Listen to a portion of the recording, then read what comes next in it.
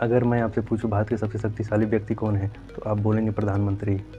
लेकिन क्या आप जानते हैं देश की सेना का सर्वोच्च सेनापति कौन है?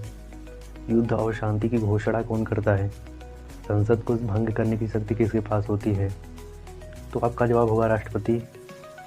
लेकिन सवाल ये उठता है कि राष्ट्रपति इतना शक्तिशाली व्यक्ति है तो अपनी मर्जी से देश चला सकता है या वो संविधान का शाही मोहर मात्र है?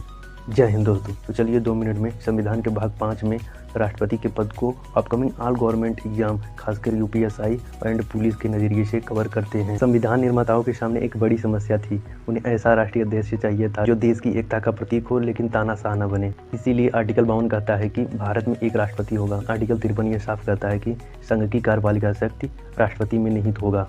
लेकिन यहीं आता है सबसे बड़ा ट्विस्ट।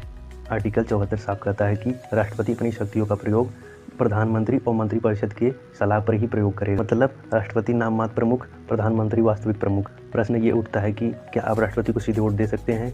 तो जवाब होगा नहीं। यहाँ आर्टिकल 44 के अनुसार राष्ट्रपति का चुनाव होता है इलेक्टोरल कॉलेज द्वारा, जिसमें शामिल होते हैं सिर्फ संसद के निर्वाचित सदस्य और राज्यों के विधानसभाओं के निर्वाचित सदस्य। और अगर राष्ट्रपति संविधान के नियमों का पालन न करे तो उसे आर्टिकल 61 महाभियोग की प्रक्रिया द्वारा हटाया जा सकता है। लेकिन इतनी कठिन प्रक्रिया है कि भारत के इतिहास में आज तक किसी भी राष्ट्रपति पर महाभियोग नहीं चला। अब बात करते हैं इंपॉर्टेंट आर्टिकल्स की जो सीधे एग्जामों में पूछे जाते हैं। आर्टिकल 52 राष्ट्रपति का पद, आर्टिकल 53 कार्यपालिका की शक्ति, वहीं आर्टिकल 54 चुनावी प्रक्रिया, आर्टिकल 56 कार्यकाल 5 वर्ष और आर्टिकल 57 पुनर्निर्वाचन, आर्टिकल 58 योग्यता। वहीं ये याद रखिएगा कि राष्ट्रपति बनने के लिए न्यूनतम आयु 35 वर्ष निर्धारित किया गया। आर्टिकल 61 महाभियोग लगाने की प्रक्रिया, आर्टिकल 62 पद रिक्त होने पर चुनाव।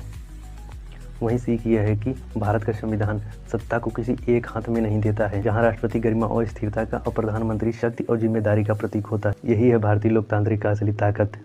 और कमेंट में ये बताइएगा कि राष्ट्रपति को हटाने की प्रक्रिया किस आर्टिकल में दिया गया है। वीडियो को लाइक शेयर एंड चैनल को सब्सक्राइब